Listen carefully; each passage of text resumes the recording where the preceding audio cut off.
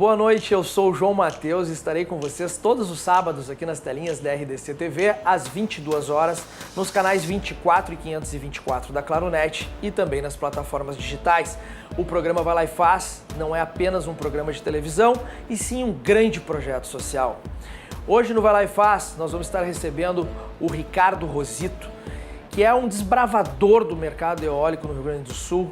Começou do zero e fez bilhões de reais para a economia do nosso estado. Também estaremos recebendo a Juliane e o Anderson da Mahler Inox, uma empresa com 62 anos de mercado, para falar um pouquinho sobre sucessão familiar dentro dos negócios. Não deixem de nos assistir e em seguida voltamos.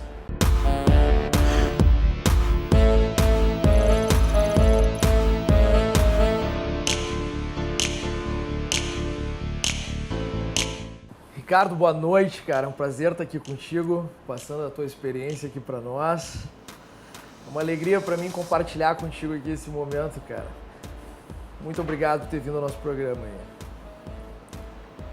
Eu te agradeço aí o convite, né, e poder então ter essa conversa aqui com relação a empreendedorismo, como é que as coisas ocorrem aí nesse mundo aí um pouco muito falado, mas nem sempre desbravado, né?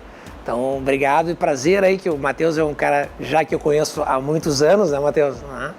Então, obrigado pelo convite. Obrigado, cara. Cara, conta um pouquinho para nós como foi teu pontapé inicial. Eu sei a tua história, mas todo mundo muito curioso para saber.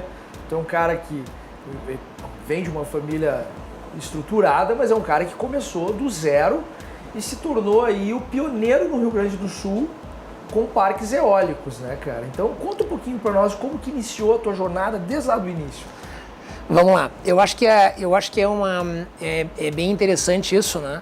Porque a gente, por estar num país como o Brasil, a gente tem um ditado que eu brinco que é o seguinte: a gente tem que dar muitas vezes um passo para o lado para poder dar 2 passos para frente, né? Então eu comecei na parte de serviço novo, 20 e poucos anos, e eu comecei com noite, bem distante do que é hoje, né? A questão de energia eólica, né? Que realmente foi um negócio que deu uma explosão, né? Na parte de noite, até o meu primeiro sócio esteve aqui, que foi aí o Lorenzo, né? E nós começamos à noite. Primeiro tive o News Pub com o Baiar, depois tive aí o África com o Lorenzo Zaluski, que é um amigo, eu considero ele um irmão praticamente, e começamos juntos na noite com histórias aí fantásticas, né? Acho que foi, eu brinco, né? A primeira obra na vida que eu fiz, que terminou no prazo certo, foi o África. Então com o África se aprendeu muita coisa, né? Acho que foi interessante porque é um mercado, à noite é um mercado bem complicado de se trabalhar, é um mercado de muito risco, mas é um mercado que se tu acerta a mão, tu acaba tendo um retorno bem interessante. E o mercado é como se fosse uma casa, a gente entra pela parte que o mercado nos oferece, não pela forma como a gente quer entrar. Bom, depois disso, então, veio a questão das energias renováveis, que realmente foi uma ideia, na verdade, em 2010, 2009, na verdade.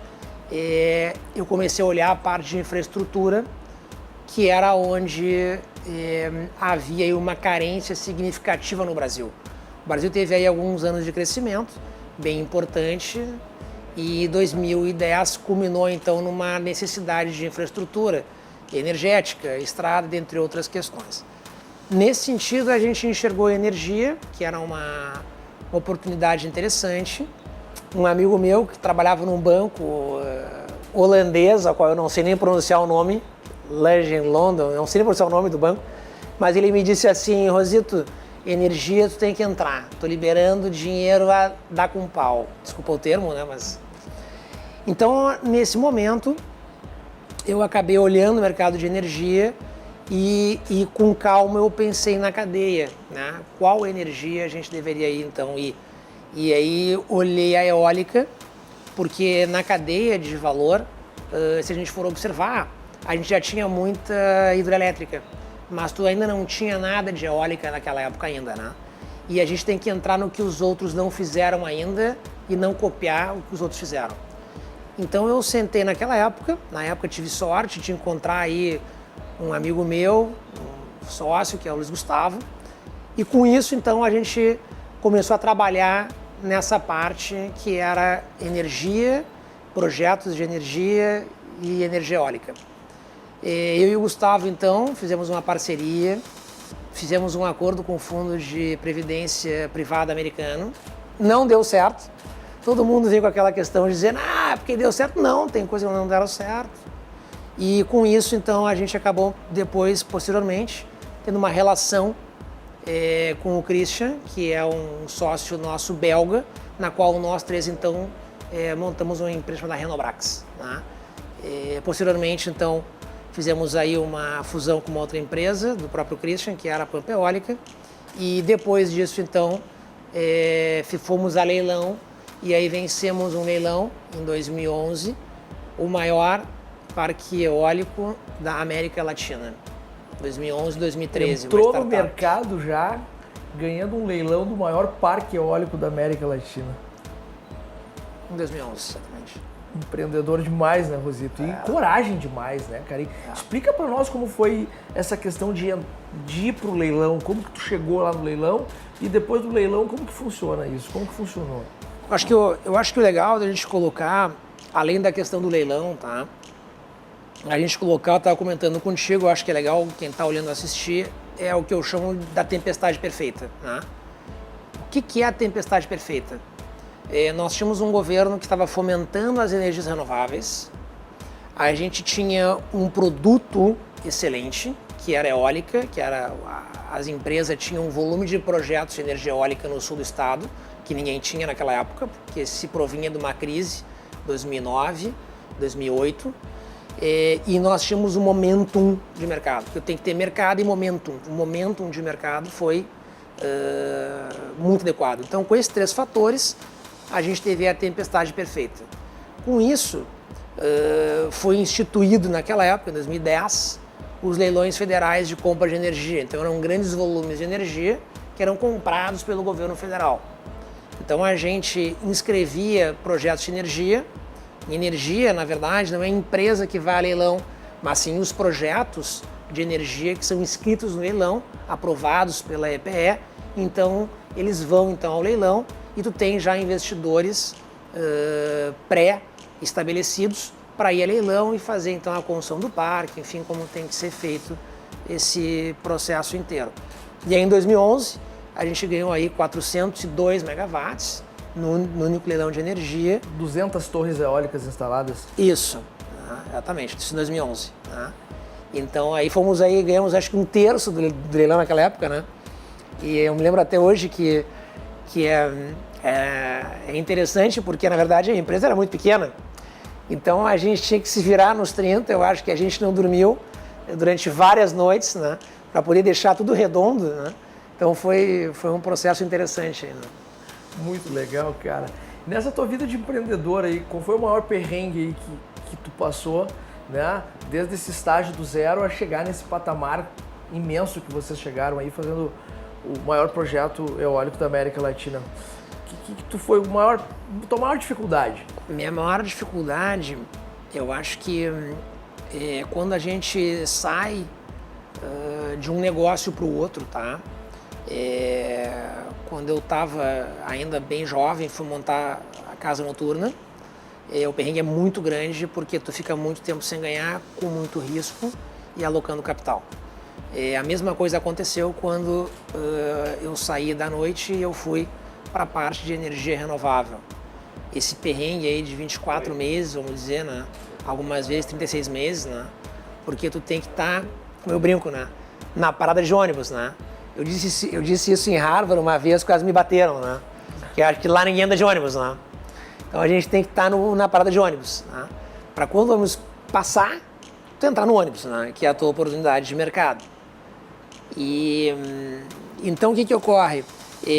O maior perrengue é quando tu sai de um mercado e tu vai entrar em outro mercado. Quando tu faz o teu negócio novo, aquilo ali sim que é uma dificuldade grande. Então eu acho que na saída do África do News Pub, enfim, dessa estrutura de noite, do Arena, que eu tive 3 casas noturnas, quando eu saí desse mercado e fui para o mercado de renovável, ali sim houve uma dificuldade bem significativa mesmo, aonde então a gente acabou patinando bastante, mas é porque é um novo negócio. Então ali foi uma dificuldade realmente muito grande. Difícil. Cara, tu traçou alguma estratégia para atingir o sucesso? Sim. Cada empreendedor tem uma forma de agir. Alguns esperam e as oportunidades chegam e eles então embarcam nas oportunidades. Outros empreendedores, eles tentam correr atrás das oportunidades e outros tentam construir oportunidades. Eu sou aquele cara que gostava de ler. Não ler livro, tá? Porque meu avô sempre me batia porque eu não gostava de ler. Mas gostava de estudar e construir oportunidades enxergando mercados. Então é um processo um pouco diferente. A eólica não chegou em mim, né? Eu cheguei na eólica, né? A noite, por exemplo, ela não chegou em mim, né? Eu cheguei na noite, né? Apesar da ideia do África não foi minha, foi do Lorenzo, que veio aqui, né? Mas o que ocorre é que eu enxerguei o mercado de noite e disse, cara, é um mercado que tem um grande risco, mas tem um grande retorno, eu quero entrar nesse mercado, tá? Na questão da energia foi a mesma coisa. Então eu li o anuário da Exame, né? Eu acho que é uma coisa bem interessante, que a gente consegue olhar e ali tu vê várias oportunidades, que tu vê para onde o mercado está indo. E aí tu consegue, então, desenhar para onde tu quer ir. E tu vai pavimentando aquela tua, vamos dizer, aquela estrada que tá, né? Então tu te planejou realmente em tudo que tu fez para chegar onde tu chegou. Tu acredita em sorte, cara? Eu acredito em sorte, mas eu acredito na tempestade perfeita, né? A sorte vem para todos, tá? O importante é que tu tem que estar lá no momento em que a sorte passa, né? E aí tu tá na parada de ônibus. Passou o cavalo branco, pula para cima antes que ele passe. É isso aí. Só que quando tu espera o cavalo branco, vai chover, vai ventar, de vez em quando vai nevar, e tu vai ficar ali embaixo, tem que ficar resiliente até que o cavalo branco passe. É verdade. Quantas vezes tu errou até acertar? Milhões de vezes. Né? O empreendedor que disser que não errou está mentindo. Né? Eu brinco assim, que o teu maior custo ele é o erro e não o acerto. Tá? Então o que as pessoas veem que está construído, né, é o teu menor custo. O teu maior custo realmente os erros que tu cometeu para te chegar lá. Então eu cito vários erros aqui. Tive uma casa noturna que eu fiz no interior, não deu certo. Tive negócios que eu tentei que não deram certo, não vou entrar no mérito agora, mas não foram poucos negócios. Né? Mas aquele que dá certo, paga a conta de 10 que tu errou. Tá? Com certeza absoluta. Que dica tu daria para quem está começando? Eu diria o seguinte, o Brasil, o empresário brasileiro, ele é um empresário pouco estudado. Não vou dizer nomes aqui, mas houve uma instituição de classe tradicional aqui no Rio Grande do Sul. Lembro bem. E essa instituição de classe, houve uma época que a gente queria então trazer pessoas de fora, né, para darem palestra e tudo mais. E descobrimos que as pessoas não falavam inglês. Então, se eu pudesse dar uma opinião, o empresário tem que estudar. Quando eu estava no meu primeiro leilão de energia, em 2011, e eu olhei aquilo, agora nós sentamos um negócio em que a gente viabilizou um parque eólico aí de 2 bilhões de reais. E eu pensei, agora eu tenho que dar uma estudada, porque eu estou num nível no qual eu vou ter dificuldade de ter com o que eu já conheço. Então, nessa época, eu me inscrevi num programa de Harvard, e não foi porque eu achei interessante, mas sim porque o Christian, o meu sócio, ele também é OPM de Harvard, também é ex-aluno de Harvard, como eu hoje, e eu disse para ele, olha, eu quero estudar inglês nos Estados Unidos. E o Christian olhou com o sotaque dele e disse, Zito, inglês não se aprende em aula, se aprende estudando negócios em inglês. Ele é belga e fala francês, né? E aí eu olhei aquilo, tá, mas onde tu acha que eu vou? Ele me virou o computador dele, virou a tela e disse, vai para cá, aonde eu fui. Aonde era isso, Harvard. Eu olhei para ele, porra, mas como é que eu vou entrar em Harvard? Corre atrás. Aí corri atrás, 3 cartas de indicações, enfim, fiz o application, tudo mais. E tem uma história muito legal de uma entrevista de um amigo meu, que ele fez um dia antes de mim. Um dia. E ele fez a entrevista e o entrevistador falou para ele que ele não tinha passado. E ele disse assim, não, mas eu sou bom. E o entrevistador falou, não, mas aqui em Harvard não entra quem é bom, só entram os melhores. Nossa, acabou assim. E eu tinha, no outro dia, a entrevista. Bom, nem preciso dizer que eu entrei em entrevista tremendo. Mas, enfim, consegui passar. Fiz o meu TOEFL, meu inglês não é dos melhores também. O meu TOEFL eu acho que eu tirei 98, eu precisava de 110. Mas aí, pelas cartas de indicação, eu acabei sendo empurrado, passei, entrei. E acabei tendo os meus 3 anos lá, me graduei. Então, o meu recado para o empreendedor é isso. Tem que estudar, né? O mercado hoje ele é um mercado extremamente competitivo e globalizado. Então aquela história de dizer, eu vou montar ali uma carrocinha de cachorro quente e disso vou transformar no McDonald's, tá? Hoje não é assim que o negócio funciona. Tem que saber captar um fundo de investimento, tem que saber alavancagem, tem que saber estruturar um negócio, tá? Tu tem que saber coisas que antigamente tu não precisava saber. E para quem não teve a oportunidade de estudar e chegar nisso e ter esse entendimento, tu indicaria o que? Uma assessoria de fora? Que busquem uma assessoria de fora? Sim. Quando eu falo em estudar, não necessariamente a pessoa tem que ir para Harvard, tá? Mas a pessoa tem que ir para uma internet. Eu tenho um sócio meu que todo mundo pergunta se ele é engenheiro, né? O Gustavo. Então vale a pena entrevistar ele, que ele agora com Covid ficou com medo de vir. Quando ele assistir aqui, eu vou dizer, Gustavão, você tem que vir aqui, né?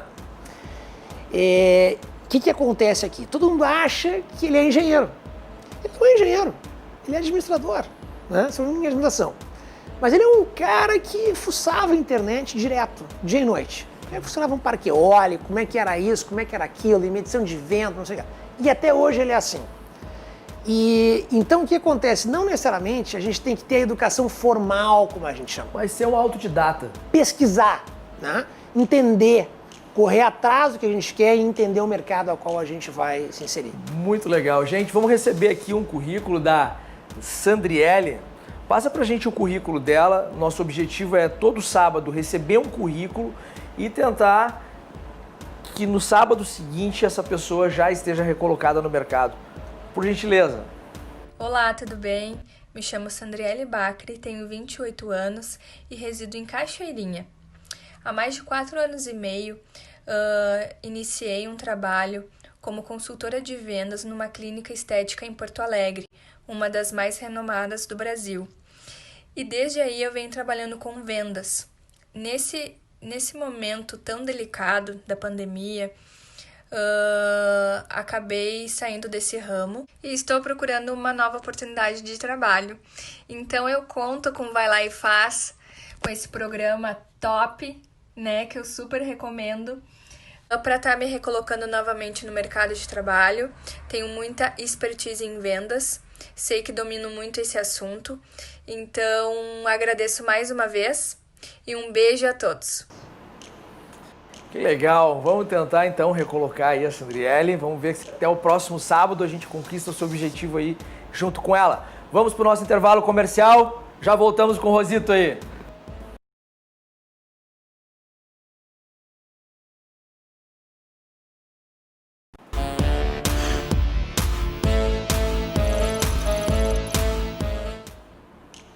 E voltamos aqui então com o Ricardo Rosito, diretor da Renobrax, o cara que desbravou o Rio Grande do Sul aí no mercado eólico. Vamos lá, Rosito, vamos continuar aí tentando passar um pouquinho da nossa experiência para as pessoas que estão nos assistindo. Cara, um cara que estudou em Harvard, uma experiência fora do país aí brilhante. Foi uma pergunta assim sobre tempos. Eu acho que tu vai poder nos ajudar melhor e muitas pessoas divergem disso. Quantas horas por dia tu trabalha? Ou quantas horas por dia o novo empreendedor tem que trabalhar? Eu acho que isso é um ponto bem interessante, né? Porque isso é uma discussão que eu tenho quando eu, enfim, estou na minha empresa ou monto algum negócio novo, né? Eu falo da hora cadeira, né? E a hora cadeira, ela não é a hora resultado. Eu tinha uma série de discussões quando eu trabalhava à noite, o Lorenzo iria se lembrar disso, e eu dizia o seguinte: na época eu tinha uma relação onde havia um sócio que fazia a parte operacional, eu fazia a parte de captação de recursos, enfim. E ele reclamava que eu trabalhava pouco. E o Baiar estava certo. Quando o Baiar assistia isso aqui, eu gostei que ele assistisse para ver isso, né? Só que o meu resultado era maior, porque o dinheiro no caixa que eu trazia era maior que a operação. Então, o resultado, a gente tem que estar aonde gera resultado, tá? Resultado na hora cadeira. Resultado é trazer dinheiro para dentro da empresa, é trazer contrato, é agreement, é trazer recebível. Então, é aquela história de dizer que vai ficar 8 horas sentado numa cadeira, isso aí não. Então, tu pode estar, por exemplo, à noite com a tua esposa, por algum acaso, e ter uma ligação 9 da noite. Porque todo mundo aqui que for fazer negócio com alguma empresa multinacional grande, ninguém vai conseguir falar com o diretor de uma multinacional 5 da tarde. Você vai falar com ele 9 da noite. Né? Você vai falar com ele ali 8h30. Né? É o horário que ele tem tempo para te atender. Porque senão ele está na urgência do escritório dele.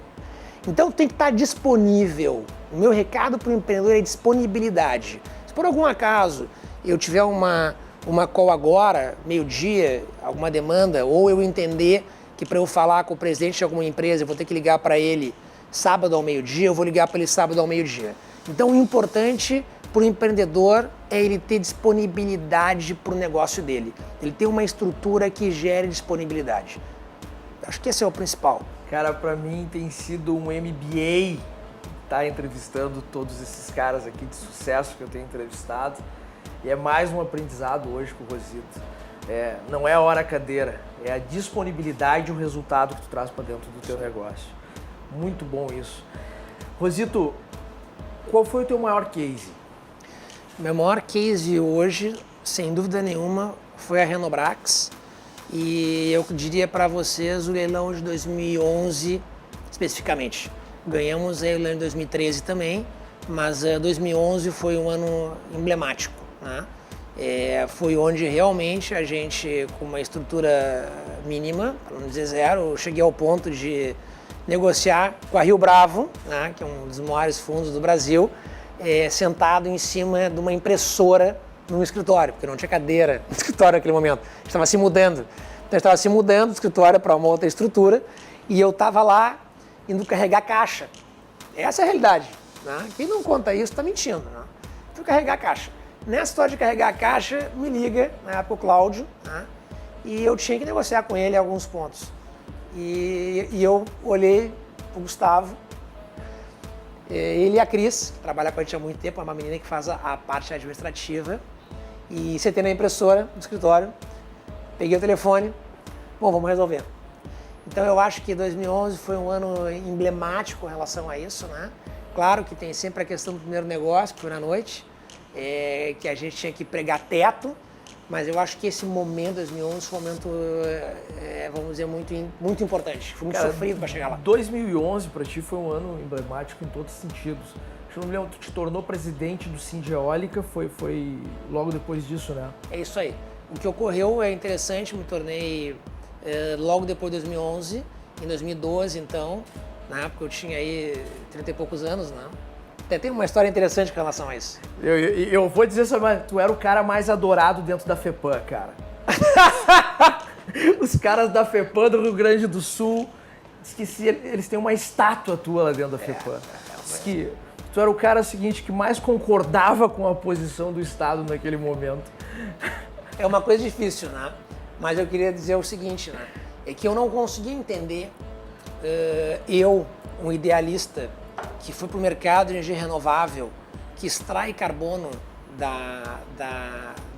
do ambiente, que gera emprego, gera renda, sofre tanto com relação a licenciamentos. Se a gente estivesse queimando carvão, aí eu entendo. Mas, tia, nós estamos fazendo eólica, entende? Então, eu acho que teria que ter uma proatividade maior naquela época. Hoje não, hoje eu não critico a FEPAM, porque hoje a FEPAM realmente está bem diferente do que era na época do Nilvo. Eu falo do Nilvo, hoje é um cara que eu muito bem e tudo mais, mas naquela época nós tivemos guerra aberta em jornal. Né? Só voltando ao assunto do sindicato, me tornei presidente do sindicato de energia, né, renovável, quando eu tinha aí 33, eu acho, era jovem na época, e eu não sabia nem que a gente tinha que negociar dissídio. Mas eu era presidente do sindicato, mas eu não sabia, eu aprendi lá. Né? Então foi muito interessante, porque eu sentei na cadeira, eu não sabia direito como é que a coisa tinha que ser, mas eu sabia o quê? Bom, eu tenho que colocar a energia renovável na pauta, né? E aí, com 30 e poucos anos, eu tinha reunião com o ministro, e houve uma vez que eu marquei reunião, peguei o avião e fui para lá. E aí o ministro, na época de Minas e Energia, lá em Brasília, ele me olha e pergunta para mim, cadê o presidente do Sindicato de Energia? E eu olhei, sou eu? Cara, tu? Sim. Ah, mas e tu veio sozinho? Sim, mas não preciso de uma comitiva para vir aqui te pedir as necessidades do nosso mercado. Aí ele me olhou, disse, não, vamos para a reunião. Entrei na reunião, debati com ele, passamos ali 1 hora em reunião. E no final da reunião, ele me olha, Rosito, quantos anos tu tem? E na época eu falei, agora, 33 ou 34. E ele me diz assim, meu Deus, quando tu tiver a minha idade, 55, vai ter muita energia eólica aí, né? E aí, voltei. Também fui conselheiro da Fiergs naquela época, nem preciso dizer, eu era ali um dos mais jovens na época também, na mesma época, 2012, 2013. E aí então eu tive essas discussões ferrenhas com a questão de FEPAM, né? Que o Matheus brincou comigo aqui, né? Mas não é fácil, né? Não, não é nada fácil. Só para você ter ideia, questão de FEPAM. Naquela época, eu não vou exatamente falar agora. Naquela época, um parque eólico no Nordeste, a partir do momento que tu já tinha o projeto na mão, tu liberava ele em 1 ano e meio. E no Rio Grande do Sul precisava 5 anos, quando conseguia. Por isso que o Nordeste se desenvolveu muito mais do que nós aqui no Rio Grande do Sul quanto a isso. Certo, né, Rosito? O que ocorre é o seguinte, vocês devem lembrar de que eu falei a questão do momentum. Tá? Então, o que acontece? O momentum em que a gente colocou aqui o maior parque eólico da América Latina, 2011, depois de 2013, o Rio Grande do Sul teria que ter se apropriado naquele momento, na hora de liberar com mais facilidade novos parques, com mais facilidade a cadeia eólica e com mais facilidade, inclusive, incentivos fiscais.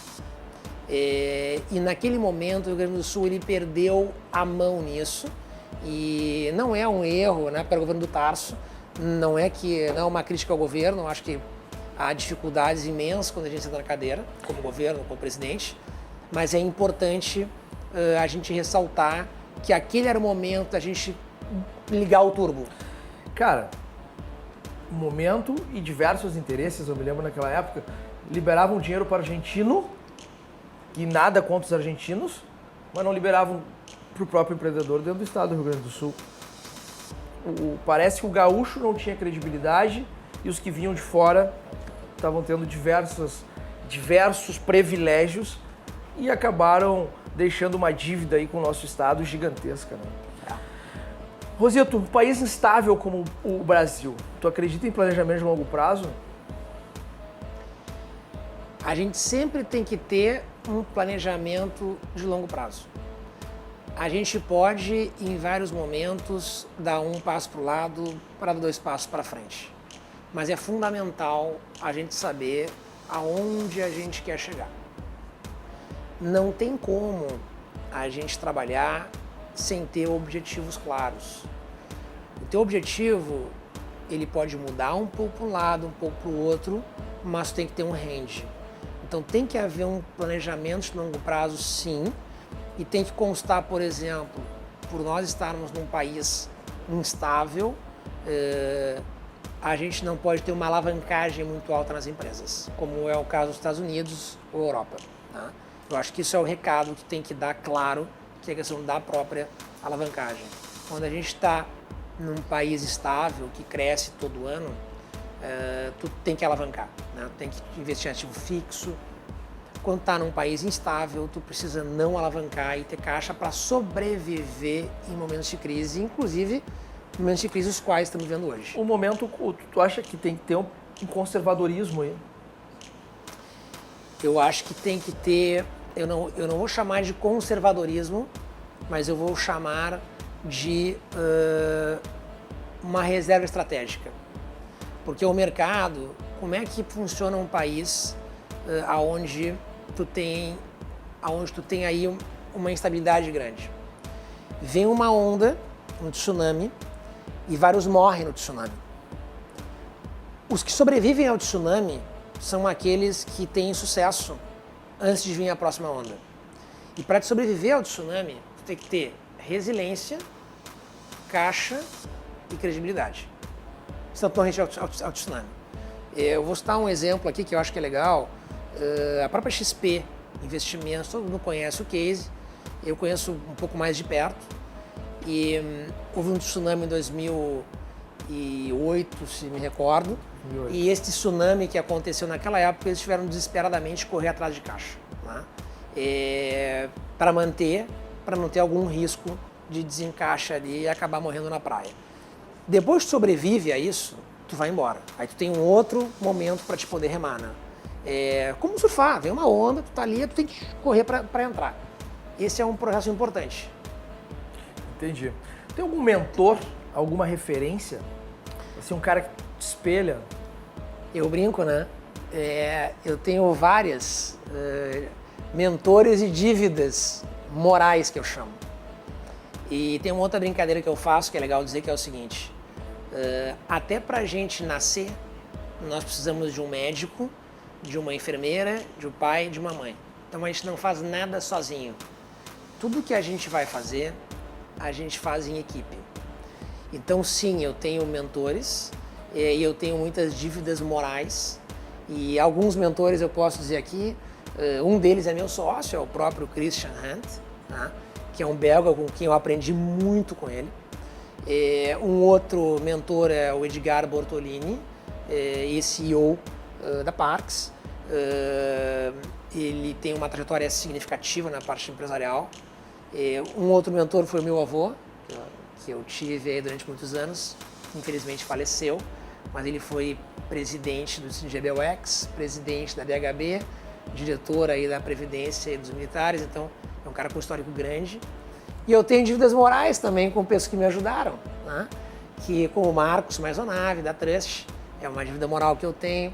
O Leandro Lemos, uma pessoa que, quando eu cheguei com a Renobrax, que era uma folha de papel lá na PUC, eu, o Christian e o Gustavo, ele me ajudou, o Bortolini também. Então eu acho que a gente tem que ter mentores, nós temos que ter pessoas que nos ajudem, senão a gente não chega a lugar nenhum. Entendi. Para encerrar esse bloco, vamos falar de força, foco e fé. Nessa ordem, o que tu me diz dessa frase aí?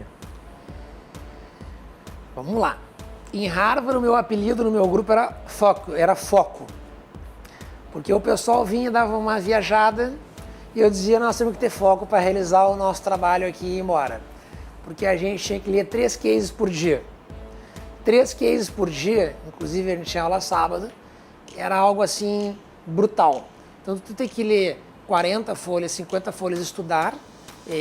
Cada case são 150 folhas por dia, para no outro dia fazer um resumo e debater. Era uma tarefa inglória. Então tínhamos que ter muito foco. Então o que eu posso dizer para vocês é, primeiro desses 3 pontos é foco. Tem que ter foco. Foco claro com relação a isso, né? Tem que ter foco, o que é importante, o que não é importante ser feito na empresa e na vida. Força. Força, eu vou classificar a força como resiliência, porque eu acho que a força no negócio, aquela coisa imperativa, não funciona. Ditadura não funciona. Tem que ser uma coisa conversada, negociada e alinhada. Se o melhor caminho entre 2 pontos fosse a reta, os rios seriam retos. O melhor caminho entre 2 pontos é o com menor resistência. E fé é o que te dá a esperança para te ter resiliência, força e foco. Cara, excelente, muito bom, Rosito. É o que eu digo para todo mundo, cara. Esse programa tem sido para mim uma escola, mais que uma faculdade. E além desse programa, ele vai muito além disso, a gente também traz diversos projetos sociais. Nosso objetivo com o programa é recolocar pessoas no mercado, ajudar novos empreendedores com a experiência de quem já atingiu o sucesso e também fazer diversas ações sociais, não só com assistencialismo, mas também ajudando as pessoas tecnicamente a formarem uma profissão. Agora nós vamos assistir um vídeo de uma ação social que é da Royal Vôlei, Royal do Vôlei. Este pessoal tem feito um trabalho excelente, procurou o programa para nós divulgar o trabalho deles e eles estarão aqui conosco e o programa vai ajudar eles. Por favor. Olá, sou o Royal, sou ex-jogador de voleibol de seleção brasileira e hoje comando a ONG Vivendo Esporte. Tenho um projeto social para criança no contraturno escolar que ensina o voleibol. Hoje já se passaram 500 crianças desde 2015 até antes da pandemia. Também temos um trabalho com os surdos, ensinando voleibol. Eu queria agradecer a oportunidade de falar um pouco do meu trabalho, um pouco na velocidade, mas um pouco do meu trabalho. Agradecer ao programa Vai Lá e Faz e dizer que eu tenho um projeto aprovado pela Lei de Incentivo ao Esporte, que está em fase de captação, que é para atender 540 crianças na região da Serra, Canoas e 2 núcleos em São Paulo também. O nosso objetivo é levar o esporte à criança que não tem essa possibilidade. Gostaria de agradecer mais uma vez essa oportunidade de falar. Tá bom? Muito obrigado e tudo de bom a todos. Ronaldo, conta com a gente, tá? Pro nosso projeto Vai Lá e Faz, vai estar junto com vocês, ajudando a divulgar ao máximo esse trabalho. E o que a gente puder auxiliar, entra em contato com a nossa equipe, entra em contato aí com o nosso pessoal que já tem falado contigo pelos bastidores. E eu, pessoalmente, também, o que puder estar incentivando, a gente vai estar incentivando. Vamos para o nosso intervalo comercial, voltamos já com o quadro Contra a Parede, que essa eu quero ver o Rosito, mesmo cara que já trabalhou na noite, sair bem dessa. Vamos até o próximo bloco aí, em seguida voltamos.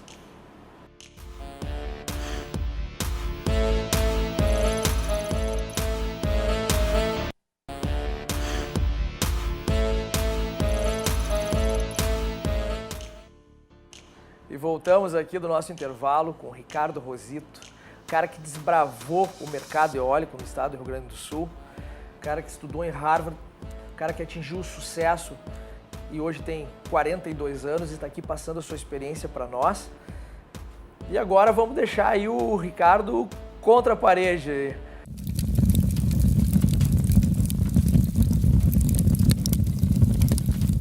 Rositão, o que os vizinhos falavam quando tu começou a ganhar dinheiro? Olha, os meus vizinhos eu conheço há muitos anos, né? Mas ninguém foi... Brincadeiras, claro, aconteceram nos elevadores, né? Mas geralmente eram perguntas. Ah, olha, eu tenho meu negócio aqui, eu tenho a minha loja, o que eu faço com ela, o que tu acha? Eram muitas perguntas com relação Foi ao que eu fazia. Então. Foi positivo. Não foi naqueles, pô, esse cara tá armando, tá fazendo, tá acontecendo como normalmente acontece. Não. Não, que bom. O Lorenzo comentou com nós isso aí também, te deu muita risada aí, cara, em razão dessa pergunta. Mas é isso aí. Quando tu começou a te destacar, cara, muitas pessoas se aproximaram e do nada apareceram novos amigos. Qual desses dias te marcou mais? Eu acho que é o seguinte, eu acho que amigos, tá? São aqueles que estavam contigo quando tu tava ralando, tá? E eu tenho muitos amigos meus que estavam comigo quando eu tava ralando lá atrás e sou agradecido a eles, né? Inclusive o Lorenzo é um deles que sempre esteve junto comigo aí, independente do momento de vida que eu tivesse, ou em cima ou embaixo. E esses são os amigos que realmente ficam, né? E tem um outro que foi diretor comigo no sindicato, o Marcelinho, que ele, quando minha mãe teve o AVC, eu estava começando a Renobrax, ele corria comigo 2 vezes por semana no Parcão e a gente trocava muita ideia, porque realmente era um momento difícil para mim de vida, negócio novo, a minha mãe com algumas dificuldades, enfim, estava no hospital, então são amigos que ficaram. Fiz amigos depois, grandes amigos depois aí, amigos e sócios em outros negócios, né, como o Zeca, o Alex, enfim, que eu brinco, né? Eu trabalho com amigos, né? Eu gosto de trabalhar com gente que eu goste, com gente que eu me sinta à vontade para trabalhar, né? Mas é interessante isso, é uma pergunta boa. Legal. Cara bonito, né, cara? Trabalhando à noite, de sucesso. Já passou por alguma situação de assédio dentro da tua empresa? Já passei isso de assédio. Não vou comentar aqui. Né? Não, o quadro é esse, né, cara? Não, mas já passei. Na noite era surreal a questão do assédio, porque na noite, enfim, além de eu ser um cara mais jovem, tive poucos anos naquela época, né? Era um ambiente propício ao assédio. Então, quando eu comecei na noite, realmente era significativo o assédio. Cara, vamos lá. Para nós encerrar a tua participação aqui, eu tenho mais algumas perguntas que realmente tem a cara do Vai Lá e Faz. Tu te considera uma pessoa de sucesso? Me considero parcialmente com sucesso. Nossa, tem muita coisa por vir ainda, então. Eu ainda quero fazer outras coisas ainda, né? Tenho sonhos a serem realizados, vamos dizer, né? Que legal, cara. Não para nunca, Rosito. Na verdade, eu sempre dizia uma frase. Cada negócio que eu montava, eu dizia, agora esse vai dar certo, eu vou me aposentar. Agora esse vai dar certo, eu vou me aposentar. Eu acho que eu falei isso umas 3 vezes. E o que acontecia é que sempre que aquele negócio dava certo, eu acabava, vou fazer outro, né? E aí se montava uma outra coisa, aí se trabalhava alguns anos ralando desesperadamente, e aí dava certo, e aquele estresse maluco, e aí tu acalmava e dizia, agora vamos agora vai. Agora vamos de novo. Te considera um cara que vai lá e faz? Sim, isso sim. Eu considero um cara que vai lá e faz, porque eu acho que vai lá e faz é uma frase muito significativa do programa, né? Porque vai lá e faz é a questão de tu ter foco e tu ter ação, que é atitude, né? Pegar e fazer.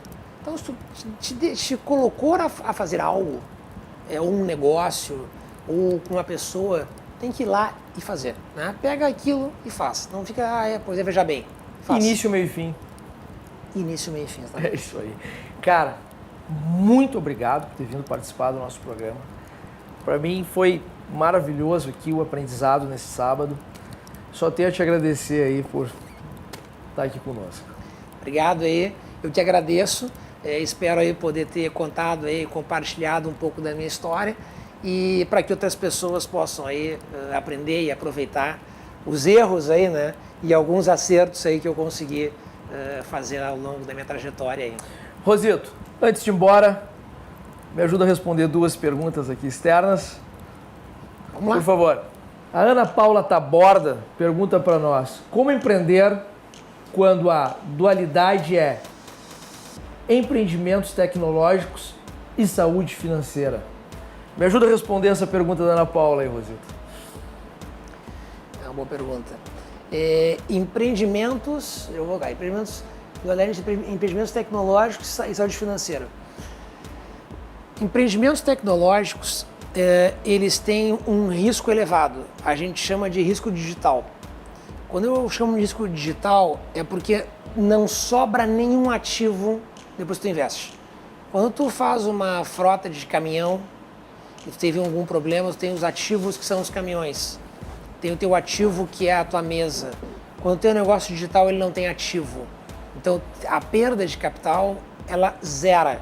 Então, é muito difícil de tu conseguir ter captação e a tua saúde financeira é um pouco mais complexa. Tem que procurar pessoas que possam, enfim, ajudar na saúde financeira do teu negócio, que estejam aptas a assumir riscos significativos de capital. Legal. Vamos ouvir a pergunta aí da Tatiane Alvarenga. Me chamo Tatiane Alvarenga, sou sócia do Espaço Terapêutico Raio de Luz, situado em Canoas. Trabalhamos com diversas terapias holísticas e o nosso objetivo é auxiliar na saúde e bem-estar do nosso público. Nós fomos muito afetadas em virtude dessa pandemia. Nossos consulentes, a maioria, estão resguardados dentro de casa e gostaríamos de saber se existe alguma forma, alguma opinião para que possamos reverter este quadro e beneficiar o nosso espaço. Gratidão. Tatiane, vamos lá. O que eu poderia te dizer? Para o teu tipo de negócio, as pessoas precisam saber que tu existe, né? Então, divulga o teu negócio nas redes sociais, aproveita esse momento que as pessoas estão em casa, com o celular mais tempo na mão, mais tempo usando a internet e tenta criar aí um pequeno planejamento e uma estratégia de marketing. Acho que é por aí, né, Rosito? Eu queria dizer duas coisas, né? Acho que a primeira questão é aquela que... Lembra que eu falei no início aqui na questão das ondas, né? Que por ser um país instável, a gente tem a questão da onda, né? Então eu queria dizer o seguinte, o momento dela é entrar no modo de sobrevivência, né? Esse mercado ele vai mudar, ele vai voltar a ser o que era antes, mas ele vai demorar um tempo. E o que vai acontecer? Alguns vão morrer, outros vão ficar. Então, se ela tiver resiliência, ela fica e vai pegar o mercado dos outros que sairão do mercado. Esse é o primeiro ponto. E o segundo ponto também, que eu diria, tem que fazer promoções. Acho que tu colocou uma questão de marketing, claro, mas eu vou colocar promoção, né? Vende a um preço menor para daqui a 2, 3 meses. Tem que ter promoção de alguma forma para fazer com que o teu cliente volte e aí chamar mais pessoas, né? Então, Tatiane, divulga teu negócio, faz promoções, aproveita as redes sociais e resiliência, que vai dar tudo certo. Encerramos aqui. Rosito, muito obrigado. Nosso quadro Contra a Parede aqui com as minhas perguntas que detonam, perguntas de fora que a gente tem que responder de bate-pronto. É isso aí. Vamos para o intervalo comercial, voltamos em seguida com a Mahler Inox, a Juliane e o Anderson, que vão passar muito da sua experiência aqui para nós. Até o próximo bloco.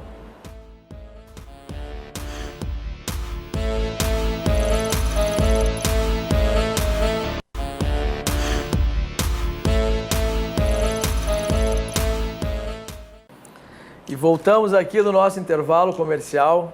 Estou recebendo aqui a Juliane e o Anderson da Mahler Inox, uma empresa de 62 anos de mercado. Estou muito feliz pelos dois estarem aqui. Estamos estreando a nossa arquibancada, que vamos estar recebendo pessoas de faculdade nas próximas entrevistas. E é uma honra para mim vocês dois estarem estreando aí a nossa arquibancada. Anderson, Juliane, boa noite.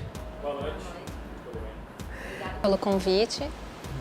Muito, para mim é uma honra estar com vocês aqui, porque a história da empresa de vocês ela é incrível, gente. Gostaria que vocês compartilhassem conosco aí um pouquinho da tua história, um pouquinho da empresa. Anderson, conta um pouquinho para nós aí, como que começou a Mahler e o que tu faz hoje dentro da empresa? Certo. Começou como uma empresa, quase como toda empresa pequena, né, dentro de uma garagem. Meu avô fundou em 1958, fabricando dobradiça de assento sanitário. Foi o primeiro produto que ele teve a ideia de fazer, né? Ele olhava para as dobradiças que existiam no mercado, todas quebravam, todas enferrujavam. Ele pensou, vou usar o aço inox para fazer isso. E dali a linha foi se expandindo, foi crescendo até o momento de hoje, né? A Mahler, para quem não sabe, ela é uma empresa que trabalha com inox, faz dobradiças, uma série de outros produtos aí que às vezes a gente toca e nem sabe que é da Mahler. A Mahler ela fica em Cachoeirinha, no Distrito Industrial, uma excelente indústria. Tanto o Anderson aqui quanto a Juliana, eles fazem parte do plano de sucessão da Mahler e vieram contar para nós aqui como que eles estão vivendo isso hoje, passar para nós como é a experiência de uma sucessão. Juliane, fala para nós um pouquinho aí como está sendo essa experiência hoje de vocês. Uma empresa do avô que passou para o pai, é uma empresa familiar, vocês já contaram que tem outros envolvidos dentro da empresa. Conta um pouquinho para nós.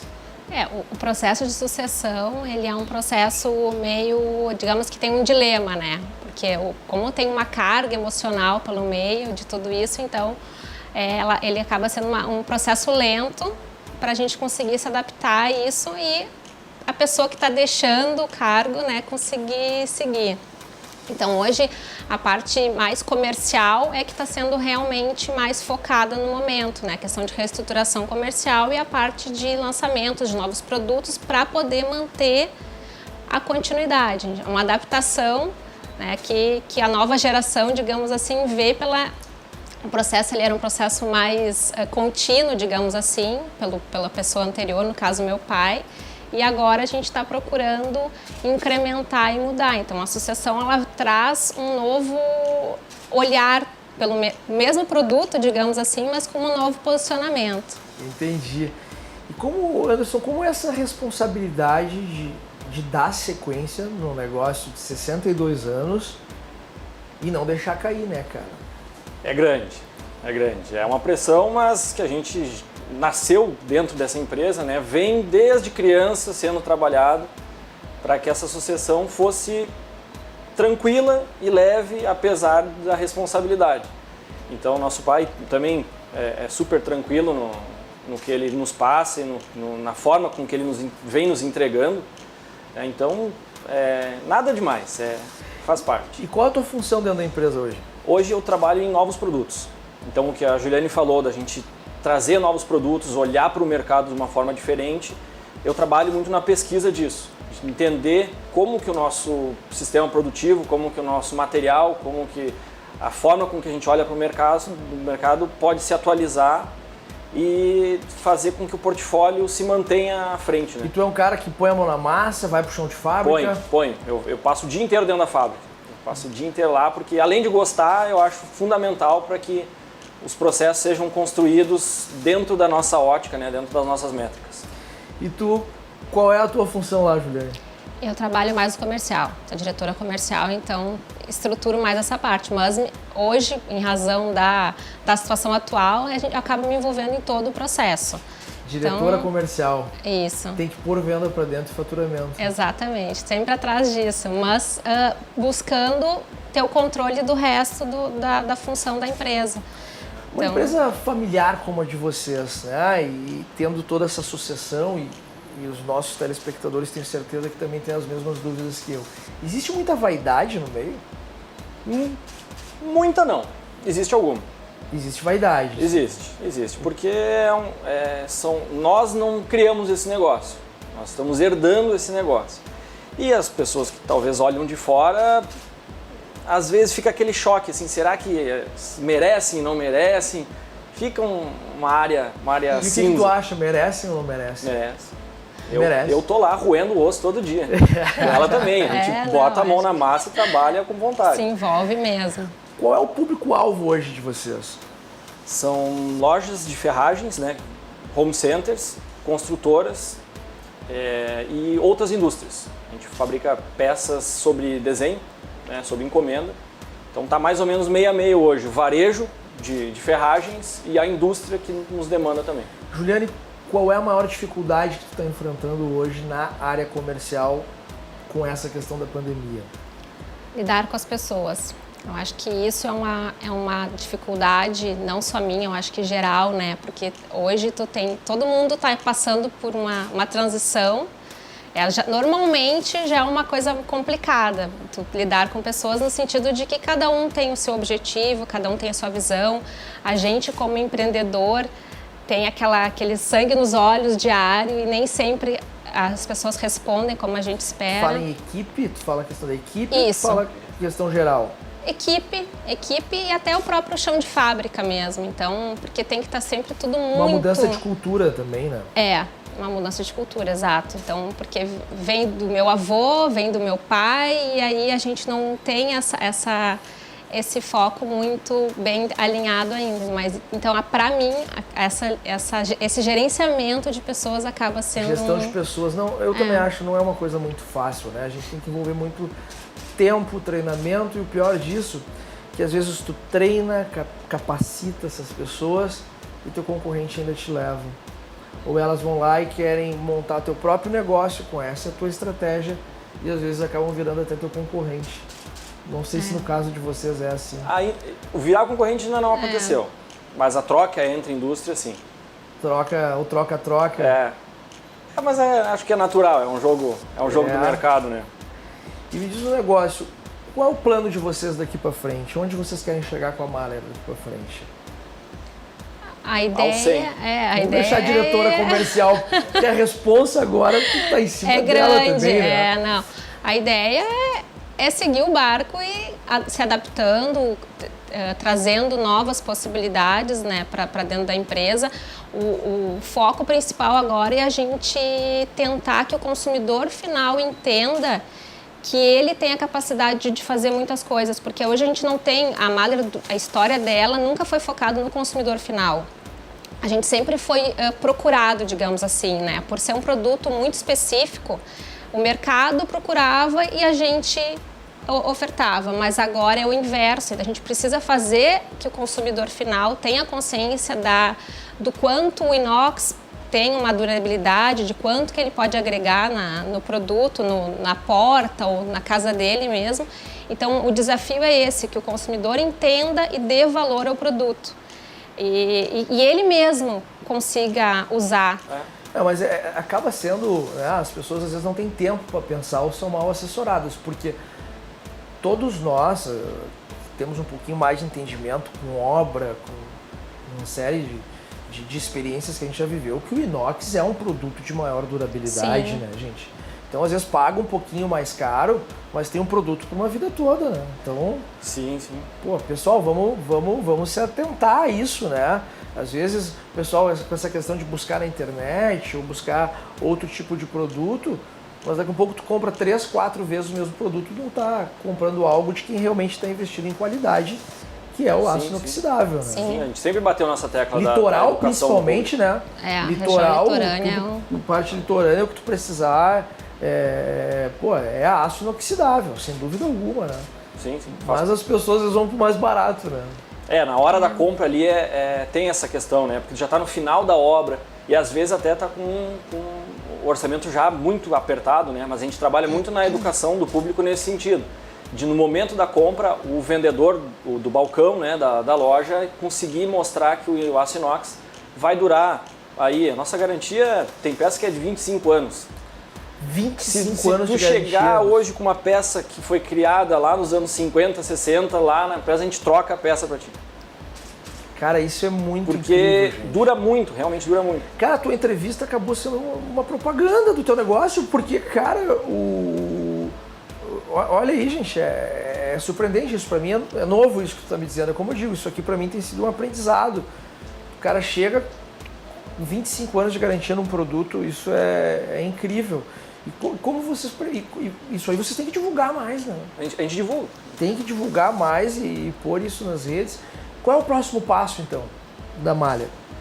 Novos produtos. Ou de vocês como empreendedores, né? Voltar a participar de feiras, porque é importante, né, mostrar novos produtos, mostrar novas aplicações do nosso produto e fazer com que os clientes vejam o potencial em agregar o nosso produto com o produto deles, né? Um fabricante de portas precisa entender que as nossas novas dobradiças vão trazer um valor agregado maior para a porta e para o cliente final.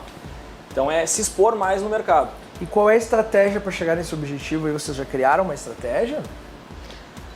É despertar realmente no consumidor isso e assim, se tratando de portas, né?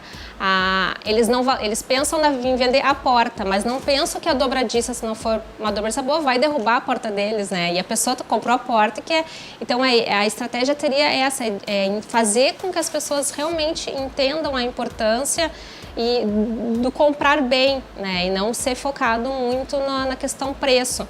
Porque hoje, uma das, digamos assim, das dificuldades que a gente passou nos últimos anos foi em relação ao produto chinês. O preço do produto chinês em relação ao produto brasileiro não se compara. Mas também a qualidade da Mahler tem sobre o produto chinês, né? Então vocês conseguem, claro, agrega valor, mas em razão da qualidade, né? Sim. O valor fica um pouco mais alto em razão da qualidade. Nem se compara o produto da Mahler com os produtos chineses, né? A indústria brasileira. Às vezes, o pessoal, a gente tem que começar a olhar mais para cá, né? Tem que começar a dar mais atenção, principalmente aqui no Rio Grande do Sul.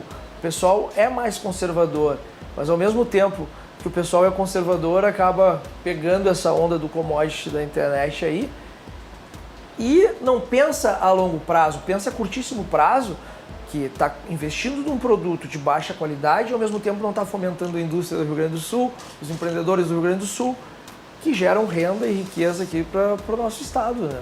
Sim. Sim, é uma dificuldade diária, digamos assim, a gente conseguir que as pessoas tenham essa consciência de fomentar a indústria local. E hoje, claro, que a gente não tem como concorrer direto com o produto chinês na questão preço, então realmente a qualidade é o ponto principal. E vocês botam, por exemplo, pegar uma grande rede, não é propaganda que eu estou fazendo nem um jabá, mas pega uma Leroy, daí tem lá nas prateleiras várias dobradiças da malha, ou não? Vocês não têm os produtos encartelados, por exemplo, ou tem? Sim, a gente usa o muitas lojas de autosserviço. autosserviço hoje. Com grandes home centers, que aí tu precisa estar com um produto bem embalado, com as informações certas para que a pessoa, o cliente final, vá lá e compre e vai lá e faz, né? Vai em casa e instala. Vai e instala. A gente acredita muito nisso daqui Então pra vocês frente estão, também. na verdade, o objetivo agora é que a Mahler coloque no mercado produtos mais fáceis até mesmo de serem instalados, é isso? Sim. De maior durabilidade. Gente, eu vou agradecer aqui a presença de vocês, tá? Pessoal, acompanhem aí as redes da Mahler. Vamos fomentar mais a indústria do nosso estado, porque esses empreendedores são os que geram renda e riqueza para o nosso estado, para o nosso país e conseguem movimentar a economia, tá? Vou ter que encerrar o nosso programa hoje, tá? Eu quero agradecer a presença de vocês. Obrigada. Quero agradecer a RDC TV pelo convite, enxergar em mim esse potencial para estar apresentando esse exclusivo programa de empreendedorismo aqui no nosso estado. A Deus por me oportunizar a minha entrada dentro da sua casa e das suas vidas. E chegamos ao final, então, vamos fazer sempre a dica aqui, deixar a dica de um livro, deixar a dica de um filme para vocês. Então, tem um podcast aí, o Direto das Trincheiras, tá? Bem coisa de Gaudério de Gaúcho, tá? O apresentador é o Ricardo Jordão Magalhães. Ele traz uma ideia nova a cada episódio, tá? Não esqueça, na dúvida, faça. O mundo é de quem vai lá e faz. Obrigado, tá, gente? João. Obrigado por estar aqui conosco nessa noite. E nos acompanhe em nossas redes sociais. Uma boa noite a todos vocês. Até o próximo programa.